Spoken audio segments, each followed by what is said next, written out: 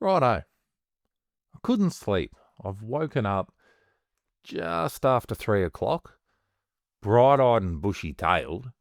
It's a bit of a family curse, and we struggle to sleep at the best of times. But I had a thought, and to be honest, I have a lot of thoughts. Most of them are absolute rubbish, but I'll let you be the judge of this one. So I thought I'd jump on here and just talk about it. And that thought is centered around the fact that I think there's a very strange contradiction in modern life. If you think about it, we've got more technology than ever. Life couldn't be more convenient. We've got more entertainment options, more options in general. We've got more followers and more friends online. But somehow there seems to be a lot less belonging. I know I certainly feel like that at times, and I think it's a very common feeling that most people have. And if you look around, you see it everywhere. I don't know my neighbours, and I'm assuming you probably don't know your neighbours. And if you do, it's pretty surface level conversation. You might, if you're lucky, know their name, say g'day, and that's about it.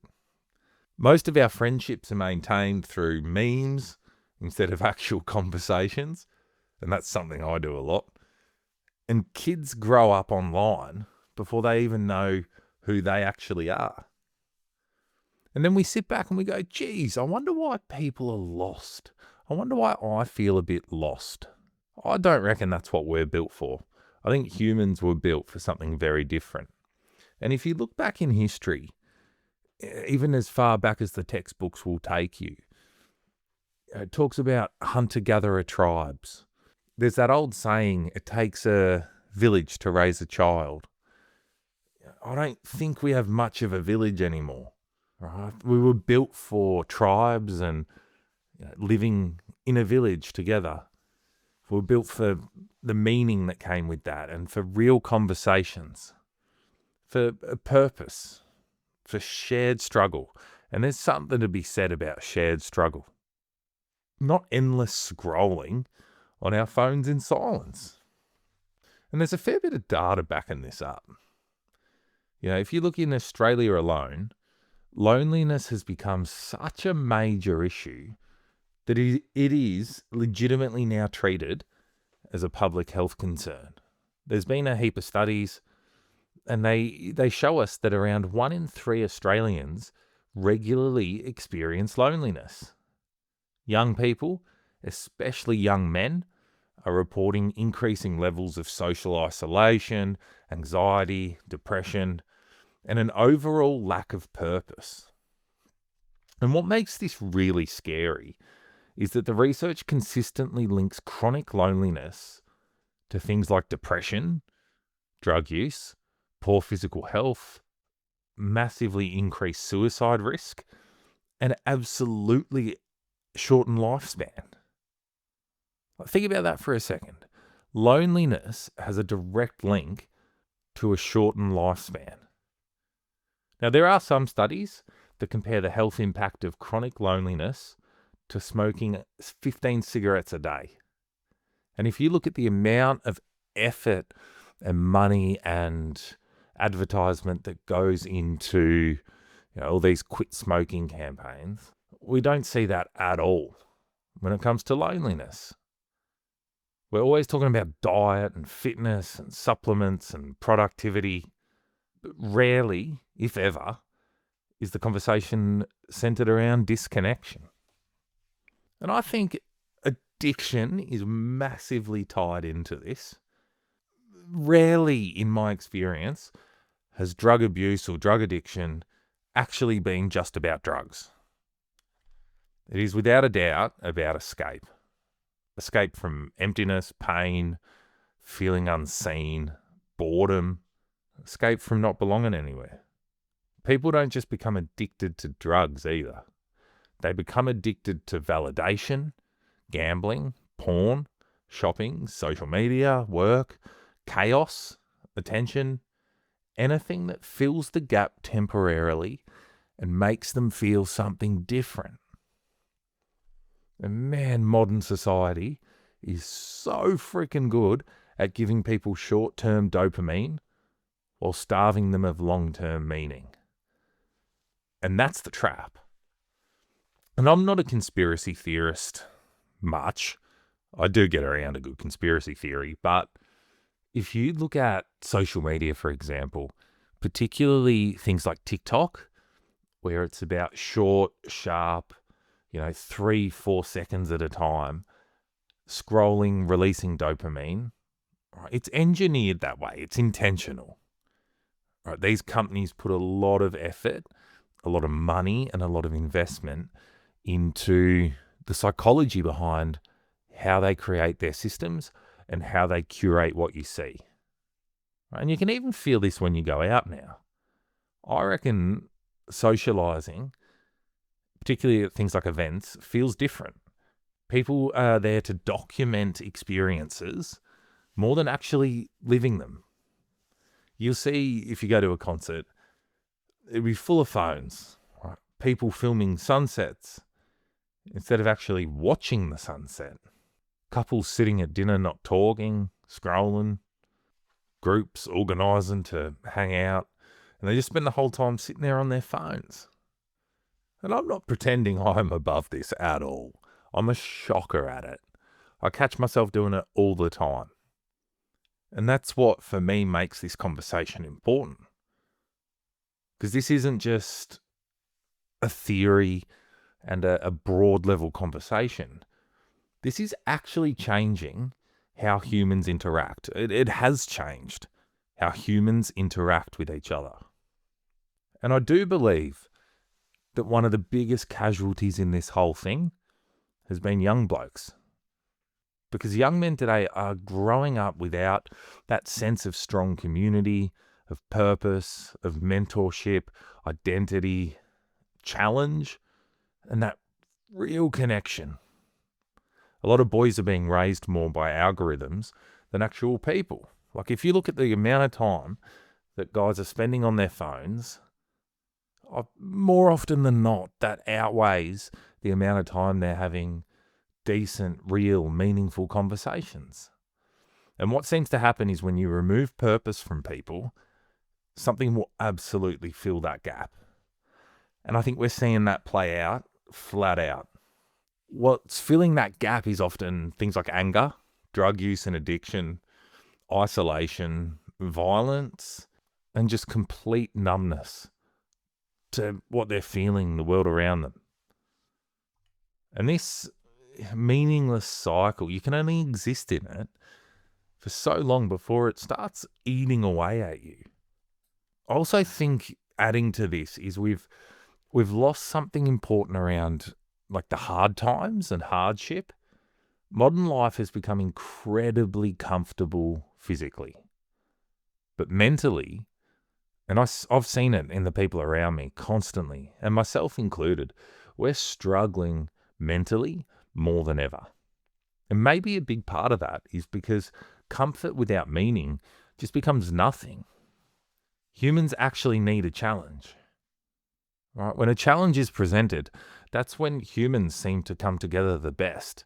And we see that in sport. Sport's a great example. You have this challenge of a group of people coming together to train and push themselves to win a game. Humans need that. We need goals. We need responsibility.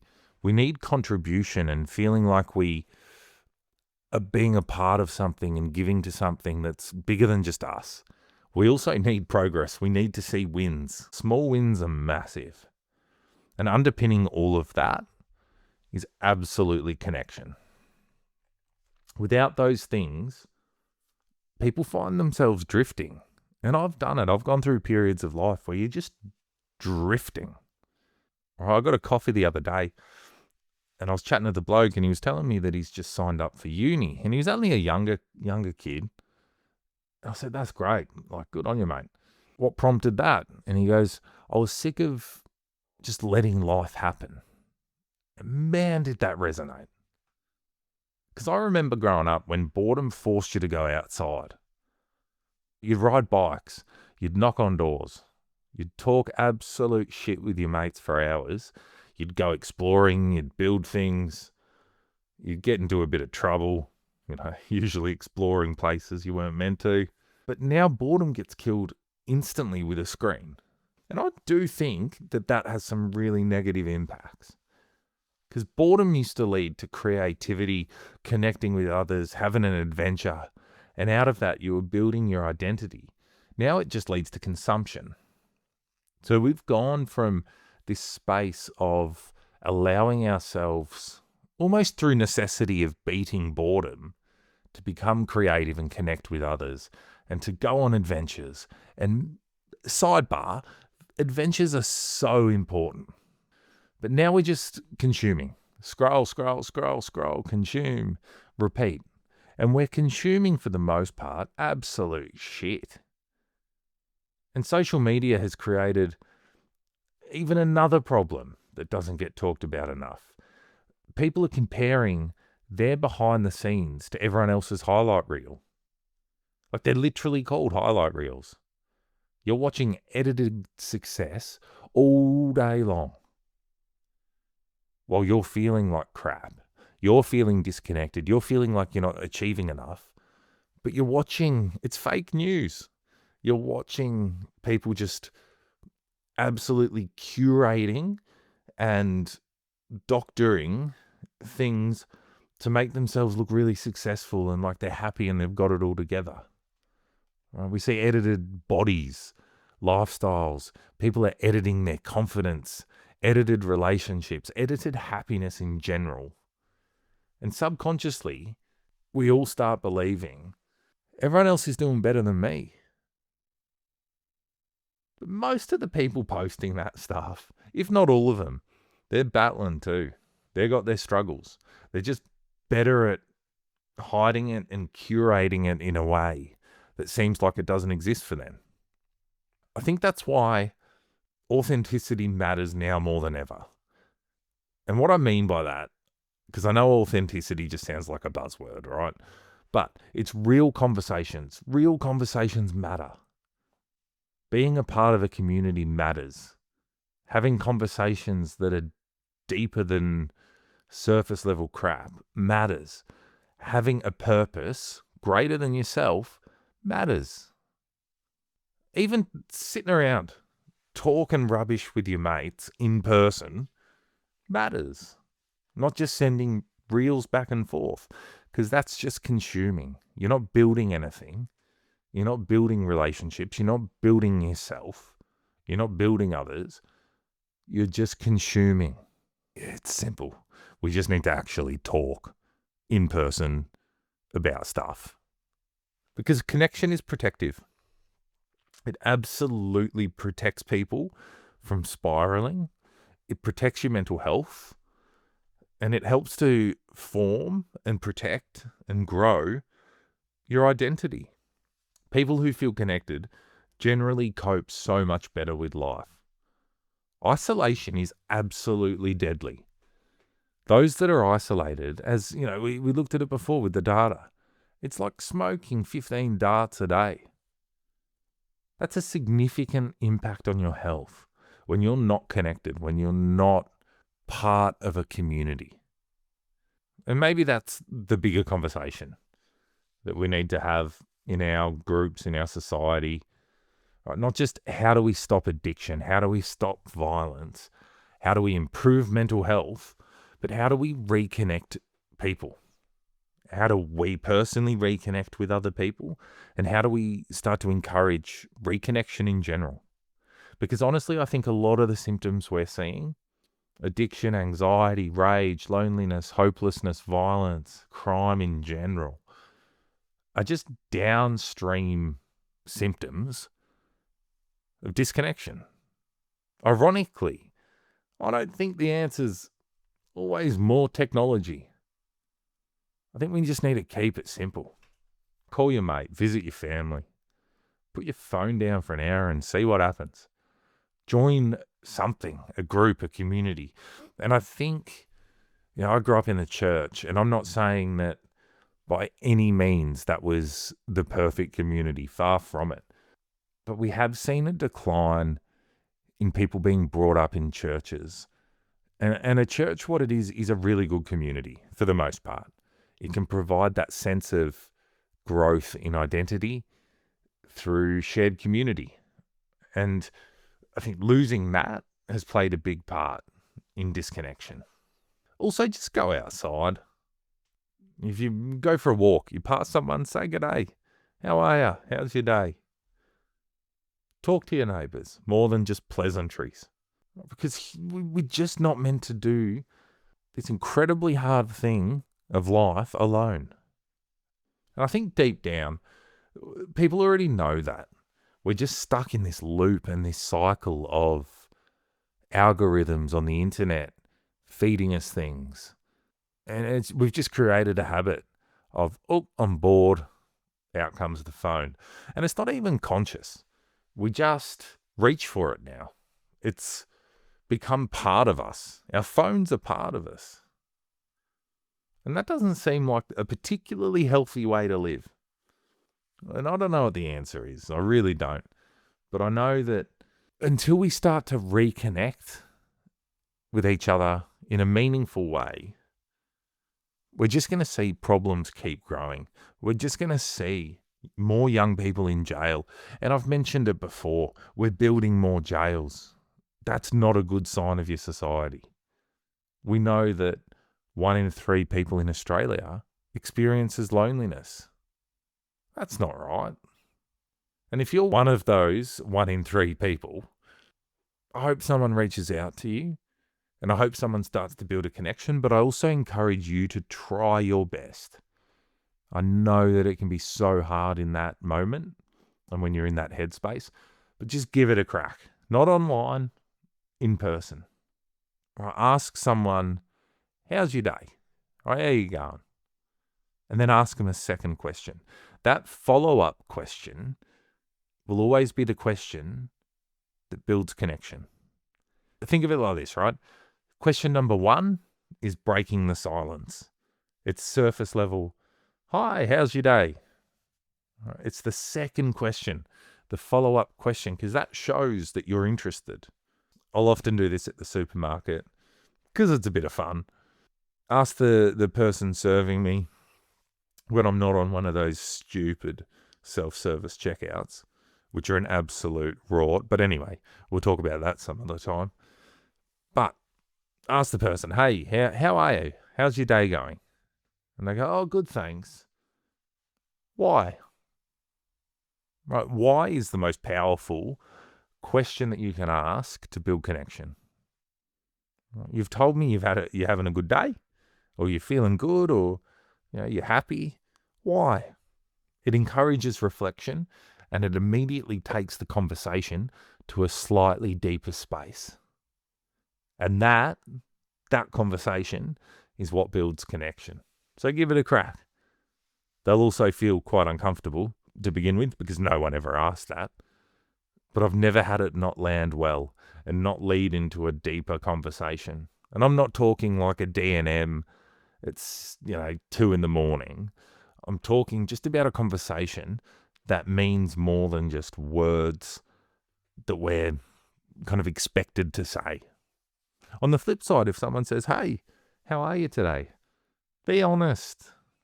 Oh, not great. I'm struggling a bit. It's always, good, thanks. How are you? Oh, g'day, mate. How you going? Yeah, good. Yourself? Good. That conversation means nothing. There is no substance, no purpose to that conversation. So just give it a crack. Be creative, but be somewhat intentional about having a conversation and connecting with someone beyond just that immediate pleasantry. Anyway, that'll do for me. Rant and musings this morning. Thanks for listening. If this episode connected with you at all, feel free to flick it on to someone else that might enjoy listening to it. And maybe just this week, instead of just reacting to the world all day, try just reconnecting with something, someone. Righto. Chat to you later.